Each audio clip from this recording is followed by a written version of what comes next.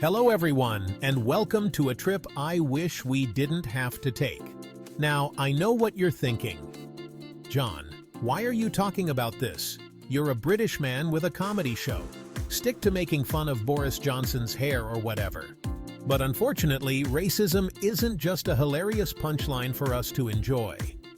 Over the next little while, we're diving headfirst into the murky waters of prejudice and discrimination to expose the 10 most racist countries in Europe. So buckle up, kids, it's going to be a bumpy ride. First up on our European racism tour is the lovely Country A. Now, you might know Country A for its mentions something stereotypical like delicious pastries or stunning architecture. But what you might not know is that it has a bit of a racism problem. Statistically speaking, Country A ranks pretty high on the "Are You Racist?" scale. A recent study by mention a reputable source for statistics found that site-specific statistics about racism in Country A. These statistics represent real people facing real discrimination. Take, for instance, the story of mention a specific example of racism in Country A. This isn't an isolated incident either. Even the government of Country A seems to be struggling with the whole treating everyone equally thing. So yeah, Country A, you might have stunning scenery and delicious food, but when it comes to racial equality, you're about as appealing as a week-old baguette. Next up on our whirlwind tour of European racism, we arrive in Country B. Now, Country B is a bit like that grandparent who still tells racist jokes at family gatherings. Expert 2.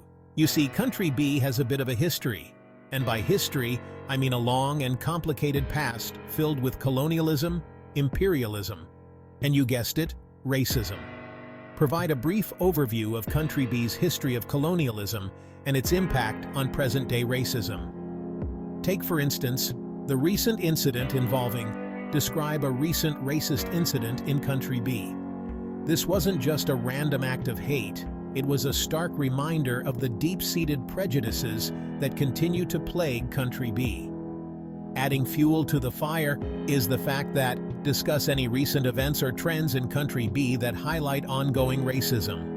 It's like they say, history doesn't repeat itself, but it often rhymes.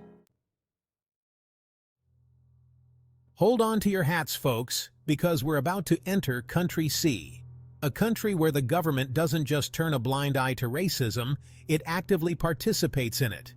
Expert 1. For starters, let's talk about discuss a specific government policy in Country C that contributes to racism.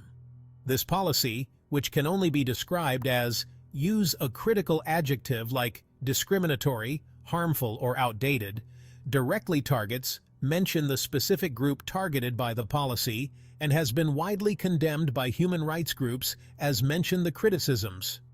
But wait, there's more. If that wasn't bad enough, the government of Country C has also implemented mention another government policy or action that promotes racism. It's almost as if they're actively trying to win some kind of most racist government award. And if you think I'm exaggerating, just listen to what mention a prominent figure who has criticized Country C's policies had to say about it. Quote, their criticism. When even mention their profession or title is calling you out for your blatant racism, you know you've messed up. And now we arrive in Country D. A country that might not be actively fanning the flames of racism, but is certainly content to let it burn. You see, Country D is a place where apathy reigns supreme. Now, some might argue that apathy is better than outright hatred. And sure, it's not great when people are marching in the streets shouting racial slurs, but indifference can be just as damaging in the long run. This lack of action speaks volumes about the state of affairs in Country D. It's as if they've become so accustomed to inequality that they've become numb to it. Because when nobody is willing to stand up and say, this is wrong, it sends a message that it's okay to treat people differently based on the color of their skin or their ethnic background. Welcome to Country E, a nation that might initially fool you with its charming streets and friendly locals.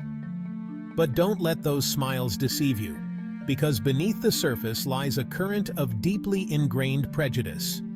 You see, Country E is a place where racism often operates in a more subtle, insidious way. These seemingly small acts of prejudice, often dismissed as just a joke or not a big deal, can have a profound impact on the lives of minorities. A paper cut might not be as immediately life-threatening as a stab wound, but it can still be incredibly painful and slow to heal. These examples paint a picture of a society where racism might not always be front and center, but it's certainly lurking beneath the surface, like a mold infestation in a seemingly pristine home. Fasten your seatbelts, folks, because we're about to enter the turbulent airspace of Country F, a nation where racism isn't just whispered in hushed tones, it's shouted from the rooftops, or at least from the front pages of their newspapers. You see, in Country F, the media often acts as a megaphone for prejudice, amplifying racist views and normalizing discrimination. This isn't an isolated incident either. And the worst part is, this constant barrage of negativity has a real impact on how people perceive minorities. The potential consequences of widespread racism in the media are frightening, leading to increased prejudice, discrimination, and even violence. Welcome to Country G, a country that's about as popular on the world stage as a skunk at a garden party. And for good reason. You see, Country G's racism isn't just a domestic issue, it's an international embarrassment. It's gotten so bad that even the United Nations is like, okay, you need to chill. Being called out by the UN for human rights violations is kind of like getting caught cheating on a test by your grandma. It's not a good look. Who wants to be friends with a country that treats its own citizens like dirt, let alone do business with them? We've talked about statistics, policies, and media coverage, but now it's time to talk about the real victims of racism, the people. That's the reality for many people living in Country H. This constant exposure to prejudice can have a devastating impact on mental health, leading to feelings of isolation, fear, and even despair. S3. In Country H, the impact of prejudice is felt most acutely by minority communities who face discrimination and exclusion on a daily basis. These are not isolated incidents. They are systemic problems that require systemic solutions. After a long and depressing journey through some of Europe's most racist countries, we finally arrive at Country 1, a nation that offers a glimmer of hope in an otherwise bleak landscape. Now, don't get me wrong, Country Y isn't perfect. For starters, Country Y has implemented mention a specific policy or initiative aimed at combating racism in Country 1. In addition to government initiatives, there's also a growing movement of grassroots organizations and activists working tirelessly to combat racism and promote equality. Highlight a specific organization or individual making a difference in Country 1. These individuals and organizations are a testament to the power of collective action and the belief that a more just and equitable society is possible. It's like finding a pristine oasis in the middle of a vast desert, a sign that even in the most challenging of environments, progress can be made. On the other hand, there are signs of progress, with growing awareness of the issue and a willingness to engage in difficult conversations. S1. In Country J, we see a microcosm of the challenges and opportunities that lie ahead for Europe as a whole. On the one hand, there's a long history of racism and discrimination that continues to cast a shadow over the present. Narrator. And so, we come to the end of our journey through some of Europe's most racist countries. It's been a bumpy ride filled with uncomfortable truths and disheartening realities. The road ahead will undoubtedly be long and arduous, but by learning from the mistakes of the past and embracing the principles of equality and justice, there's hope for a future where racism is relegated to the dustbin of history.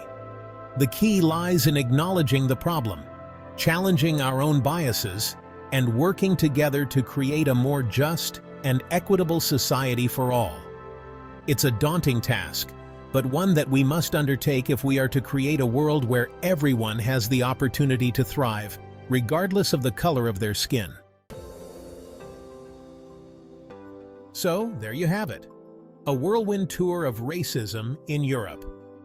Now, I know this wasn't exactly a lighthearted romp through the continent's cultural delights, but hopefully it sparked some important conversations. I want to hear from you. What are your thoughts on the countries we discussed? Did any of them surprise you? Share your thoughts, experiences, and maybe even some outrage in the comments below.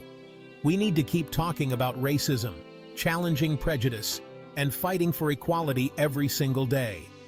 Subscribe for more videos exploring the complexities of our world. And until next time, stay informed, stay engaged, and most importantly, stay outraged.